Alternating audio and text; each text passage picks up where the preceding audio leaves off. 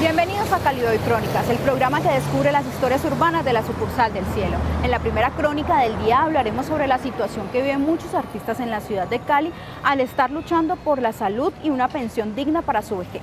Veamos la historia.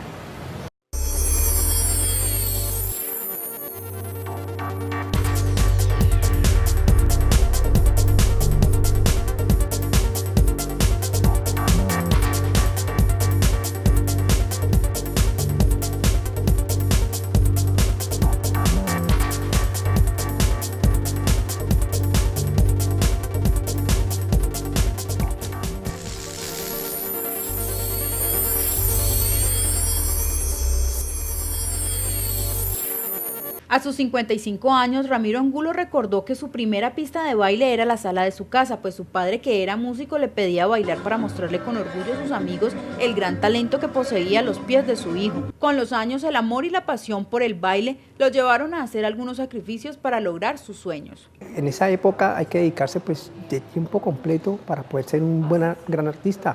Y eso es lo que no ven los empresarios, muy mal remunerados los bailarines, porque me tocaba que viajar algunas veces, no le quedaba tiempo uno de estudiar, sino que bailar y el otro tiempo ensayar.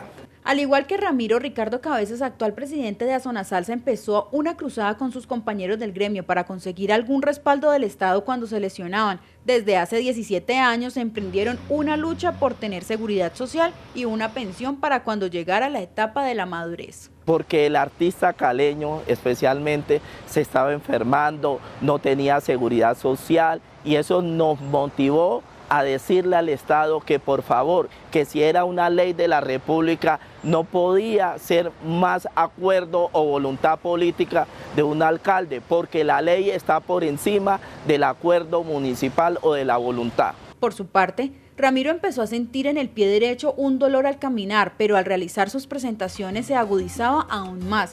Angulo no le prestó atención a ese llamado de su salud y cuando consultó al médico ya era demasiado tarde. Me enfermé de un pie, se me obstruyeron las arterias y a raíz de eso, un descuido me mocharon un pie. Y en ese 2015 me estaban haciendo un homenaje en el Mundial de Salsa el mismo día que me estaban amputando un pie. Mientras tanto, con esfuerzo y dedicación y persistencia, Ricardo daba la batalla ante los múltiples obstáculos que se presentaron por obtener nuevos derechos en la salud integral de sus colegas. La primera dificultad que tuvimos fue de que no había un acuerdo entre el Ministerio de Cultura y el Ministerio de Salud. Tuvimos que los creadores y gestores culturales hablar de demanda para que esta ley se cumpliera, la 666 del 2001, que se hizo el 30 de junio del 2001 en la administración del presidente Pastrana. Sin embargo, en la actualidad los artistas han logrado obtener un bono bimensual para que las personas como Ramiro puedan reclamarlo y ayudar a sus gastos personales, aunque las expectativas de muchos integrantes de las asociaciones eran mucho más grandes. Nosotros no quedamos satisfechos, es un avance. ¿Por qué? Porque solamente estos 14.000 millones de pesos se van a utilizar en pensión, sin tener en cuenta la salud. ¿Por qué? Porque hay un dato estadístico que no es real, donde se dice que 7.000 artistas, gestores culturales tienen salud. Eso no es cierto. Además, esa encuesta que ha hecho el CISBEN, una encuesta socioeconómica, no dice la realidad, porque el puntaje a muchos artistas no les da para acceder a esta clase de CISBEN. Con esperanza, ilusión y fe, Ramiro y Ricardo creen que una nueva proposición les permitirá obtener las solicitudes requeridas al Estado colombiano. Necesitamos una ayuda que sea mensual y con un seguro social para poder nosotros ir cada mes a cobrar nuestra pensión. La propuesta que nosotros le vamos a hacer al Ministerio de Cultura, al Ministerio de Salud y a la Secretaría de Cultura Municipal, que no solamente se tenga en cuenta lo que es pensión, sino salud, para promocionar la vida, que es lo más importante.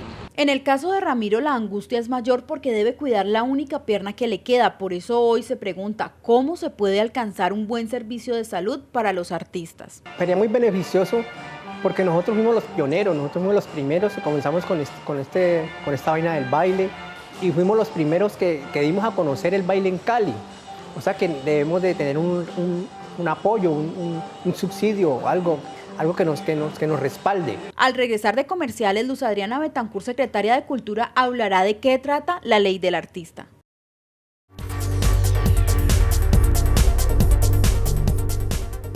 Nueve maestrías, 23 especializaciones, matrículas económicas y la mejor ubicación de la ciudad hacen de la Universidad Santiago de Cali la mejor opción para ser un profesional más competitivo. Informes: PBX 518-3000, extensiones 438 y 486. Inscríbete ya en posgradosusc.edu.co. La ruta más corta al éxito está en un posgrado de la Santiago, institución sujeta a inspección y vigilancia por el Ministerio de Educación Nacional. Sea más competitivo en el campo de las tecnologías de la información. Matricúlese en la maestría en informática de la Universidad Santiago de Cali. Informes: PBX 518-3000, extensiones 486 y 438. Inscripciones en posgrados.usc.edu.co. La ruta más corta al éxito está en un posgrado de la Santiago, institución sujeta a inspección y vigilancia por el Ministerio de Educación Nacional. Para lograr la universidad que todos queremos, transformación y buen gobierno.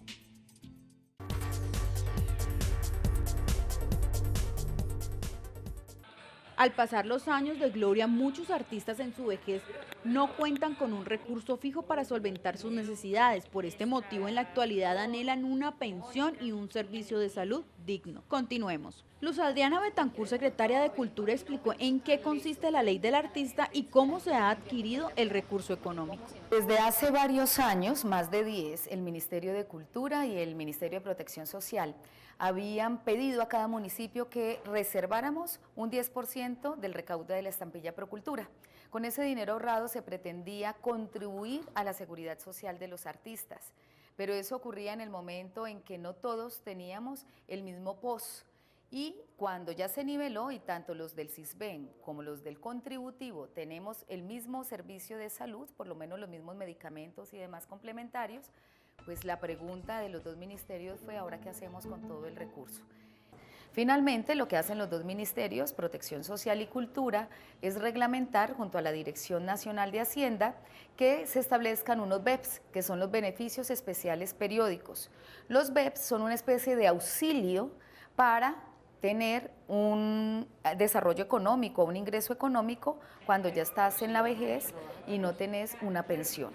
Así como crear cuentas para ahorrar pensando en la edad avanzada de los hombres y mujeres que en algún momento difundieron la cultura caleña, es una nueva opción que se ofrece según la fuente consultada. En el caso del municipio de Cali, que tiene un ahorro de 14.000 millones de pesos que viene de ese 10% de la estampilla Procultura, esos 14.000 millones se van a invertir en los artistas que ya están en esa edad de adulto mayor y que no tienen su pensión o su jubilación.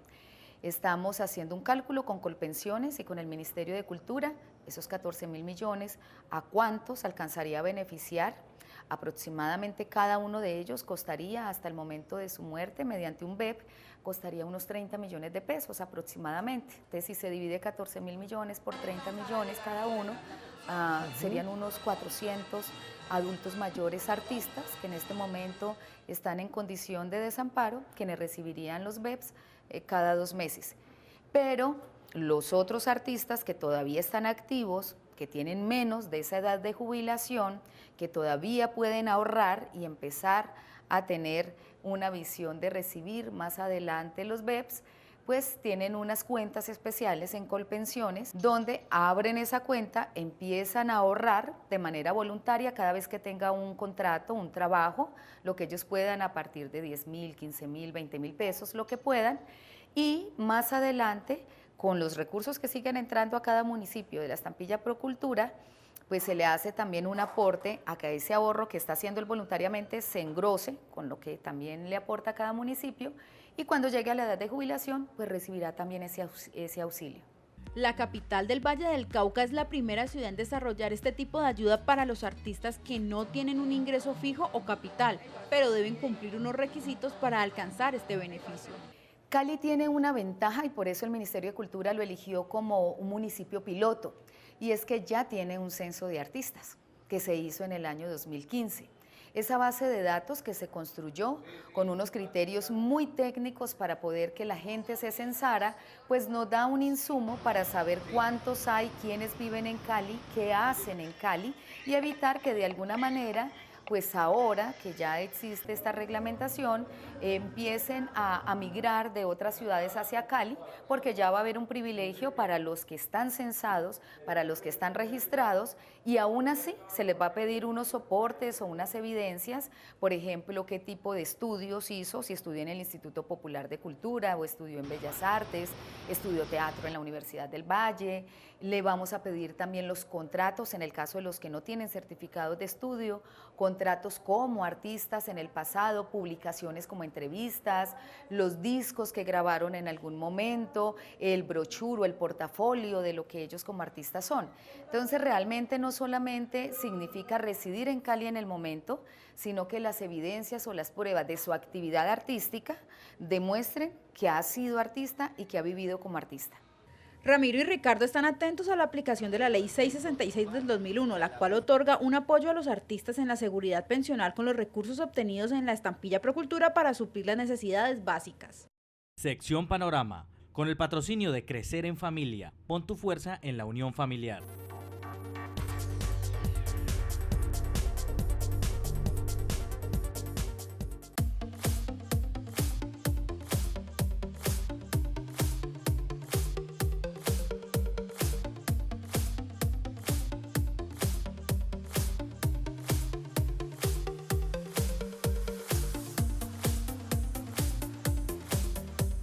La Facultad de Comunicación Social y Publicidad, en el marco de los lunes de editorial, lanzó 3 libros que son referentes en el campo de la investigación. El evento se llevó a cabo en el Auditorio Auxiliar de la Facultad de Derecho y fue moderado por el decano Sebastián Salas. Los asistentes, directivos, profesores y estudiantes del alma mater escucharon los resultados de estas investigaciones, que cuentan con el respaldo y el apoyo de las altas directivas de la Universidad de Santiago de Cali. Este es un escenario que propicia el diálogo entre los docentes y los estudiantes a partir de los procesos de investigación por ellos desarrollados. Parece que en el marco de la política de transformación y buen gobierno, a partir de, por supuesto, el direccionamiento de la DGI, Dirección General de Investigaciones, y por supuesto de la editorial de la universidad, es una apuesta bien importante para facilitar la discusión sobre la producción académica de nuestros docentes. Las obras en las que participaron docentes investigadores de la USC y que se recopilan no solo trabajos de investigación, sino historias son Las Horas Creciendo Contigo, escrito por la docente Ángela María Arce, Pedagogía, Afrocolombianidad y Cine, con la participación de María Constanza Cano, Carlos Alberto Quintero, Luis Granja y Perucho Mejía. Otro libro que se lanzó fue Unimedios, Manual de Estilo, en el que participaron los docentes Sandro Buitrago, Marisol Jordán, Carlos Cruz, Joana Castillo, Eduardo Ordóñez, Liliana Marroquín, Víctor Aguirre y Olga Bear. El libro es el resultado de la investigación de la tesis doctoral, que está titulada de igual manera que el libro. Se recoge una investigación realizada durante 4 años en una institución educativa. Es un libro que recoge la experiencia del joven adolescente más que la experiencia del docente como tal. Se recupera la voz de los actores, y otra característica que tiene el libro es el tono poético. Se buscaba que el informe final o el libro tuviera también un poco de sensación al ser leído. Este proceso nos llevó a hacer un análisis de cómo incursionar entre la subjetividad, la intersubjetividad, ¿sí?, de una concepción de una obra de Óscar Muñoz, y pasar a la hermenéutica del texto para luego llevarlo a un diálogo de saberes entre Simón Rodríguez y José Martí, la cual nos lleva a un enfoque CTS, a repensar el proceso de lo que es la educación. De esta manera, la editorial USC, bajo la coordinación y edición del profesor Eduardo Ordóñez, promueve el lunes de cada mes este espacio, las novedades bibliográficas, para fomentar el desarrollo no solo en la lectura, sino en la investigación, como base primordial para el desempeño de las nuevas generaciones de profesionales.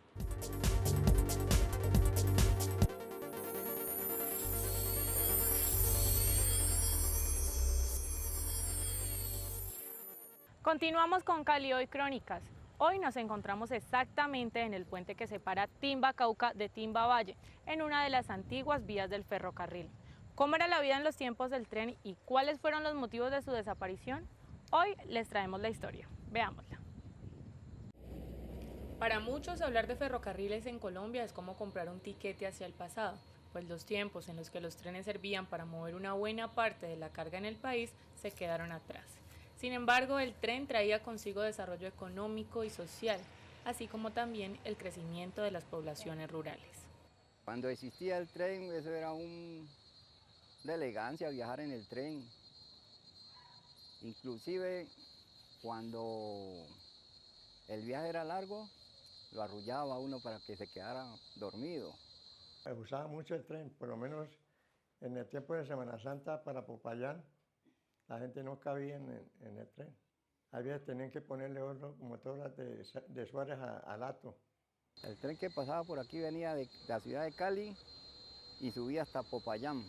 A las 3 de la tarde subía uno y ese bajaba al otro día. El tren significaba una oportunidad para el sustento de aquellas familias cuya única posibilidad económica era vender lo que cosechaban, productos que por falta de dinero no podrían mover en los vehículos de transporte que llegaron después. Naranja, plátano, limón, zapote, toda la mandarina, inclusive el ganado también. Por ejemplo, uno salía de Popayán y pasaba por Piendamó y allí iba recogiendo para llevar a Suárez, cuando había mercado en Suárez, y llevaba gente que iba al mercado.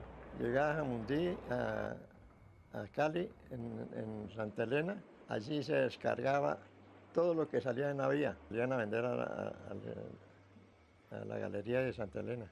Porque él llegaba a las estaciones e iba recogiendo la carga.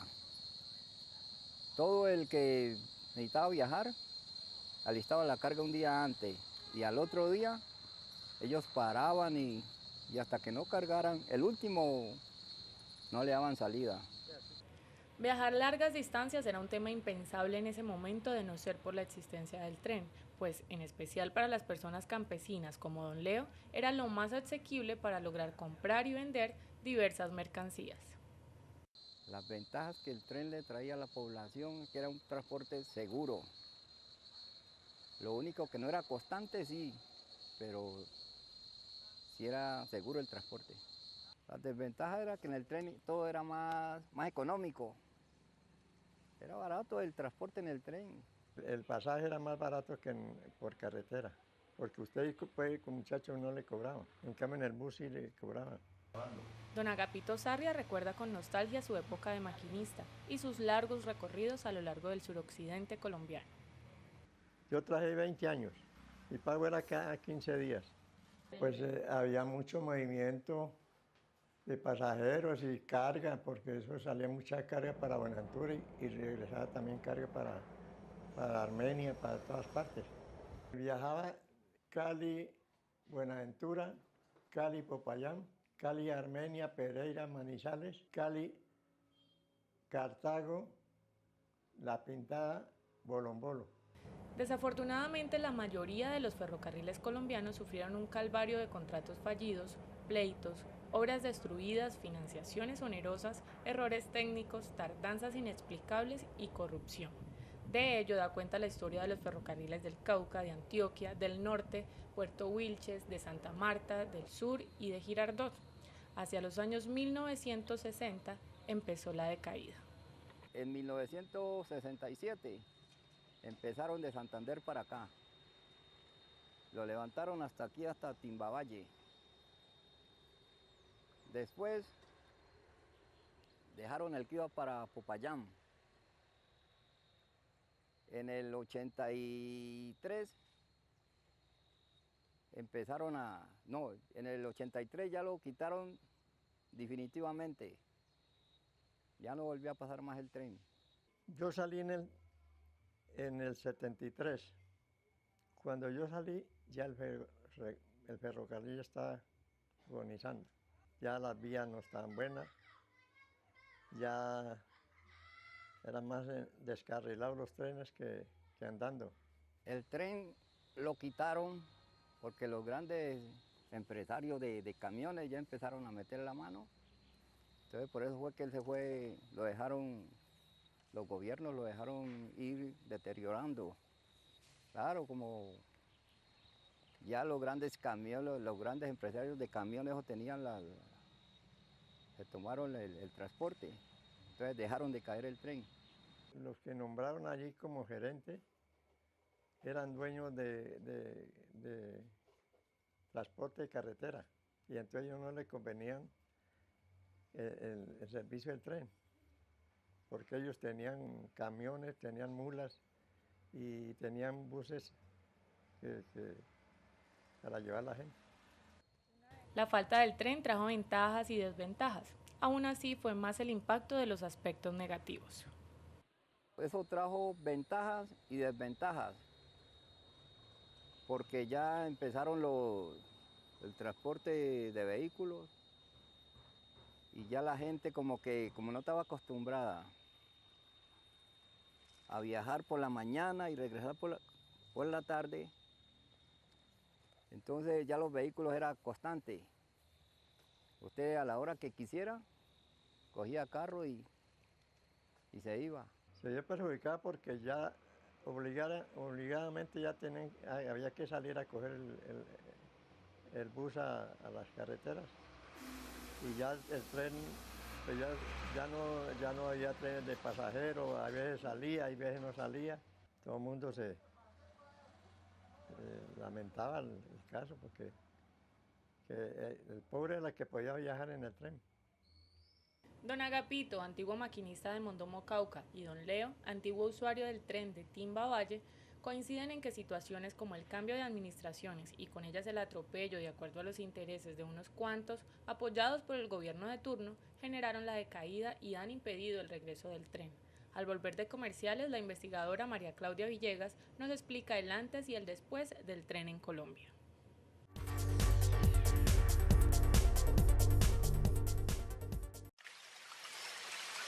Controlar y prevenir el impacto ambiental es tarea de todos. Inscríbete en la nueva especialización en control de la contaminación ambiental de la Universidad Santiago de Cali. La ruta más corta al éxito. Informes PBX 518-3000, extensiones 486 y 438. Inscripciones en posgrados.usc.edu.co. Institución sujeta a inspección y vigilancia por el Ministerio de Educación Nacional. La Universidad Santiago de Cali cuenta con la única maestría en Química Industrial de Colombia. Matricúlate y conviértete en un profesional más competitivo. Informes PBX 518-3000. Extensiones 486 y 438. Inscripciones en posgrados.usc.edu.co. La ruta más corta al éxito está en un posgrado de la Universidad Santiago de Cali. Institución sujeta a inspección y vigilancia por el Ministerio de Educación Nacional.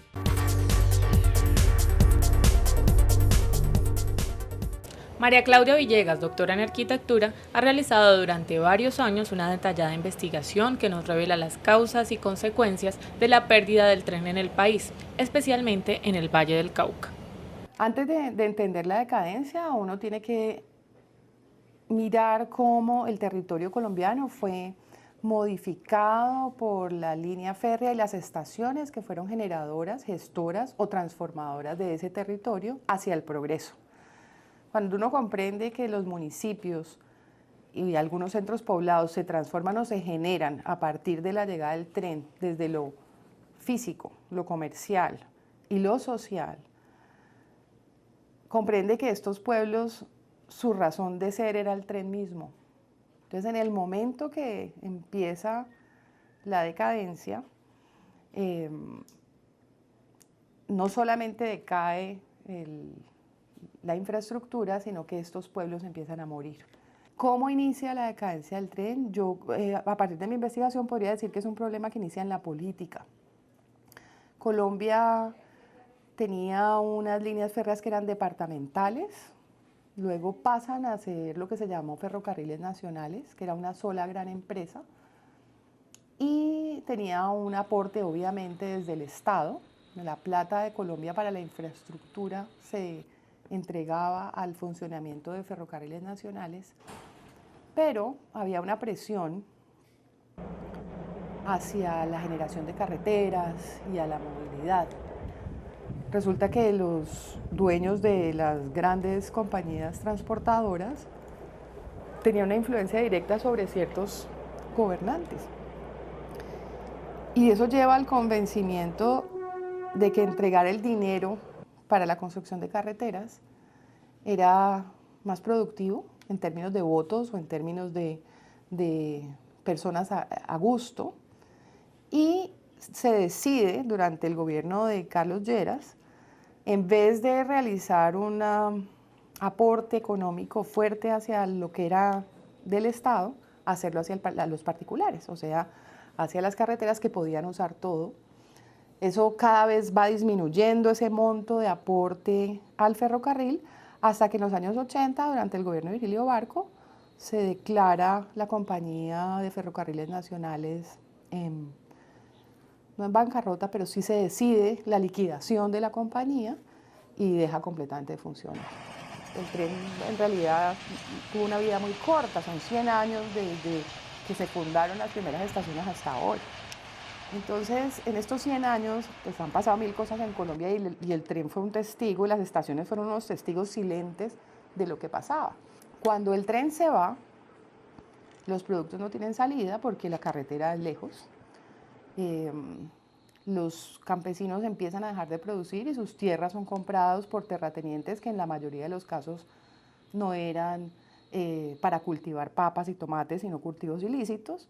Ya no eran minifundios campesinos, sino grandes terratenientes que no necesariamente ocupaban su mano de obra. Entonces, en vez de que tuvieran trabajo 100, tendrían trabajo 2. Y el trabajo era de ocasión, para cosecha, para siembra, pero no en el durante. Estuve enterada de momentos importantes para posibles reactivaciones, como fue el último paro de los transportadores, que no sé si recuerdan, fue muy duro.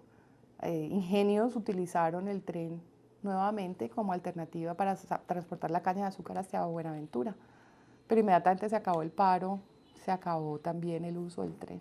Entonces hay que hacer un cambio de conciencia fuerte y mirar las cosas tan positivas que traen las posibilidades férreas, como la protección medioambiental y como el transporte mucho más barato de ciertos elementos y las posibilidades incluso con el transporte de personas intermunicipalmente o los trenes de cercanía, hoy en día en un fenómeno de conurbación como es Cali Jumbo, Cali Jamundí, Cali Candelaria, Cali Palmira, incluso, que podrían utilizar el tren como una alternativa de evitar todos los problemas de tráfico que tenemos. Entonces sí es una lástima. Las carreteras significaron progreso para Colombia, pero es innegable que el objetivo principal fue beneficiar a las grandes industrias, mientras que la población se vio perjudicada en aspectos económicos, ambientales y sociales. Es por esto que se le hace un llamado al gobierno nacional para que estudie la posibilidad de traer de nuevo el servicio de las vías ferroviarias que conectan a todo el país, con el fin de generar un progreso incluyente. Hasta aquí llega nuestro capítulo de hoy. Recuerden seguirnos en nuestras redes sociales. Aparecemos en Facebook como Cali Hoy Crónicas y en Twitter como Cali Hoy 1. También pueden revivir todos nuestros capítulos anteriores encontrándonos en nuestro canal de YouTube como CEPA FCP. Nos vemos el próximo martes en un nuevo capítulo de Cali Hoy Crónicas, periodismo con sentido social.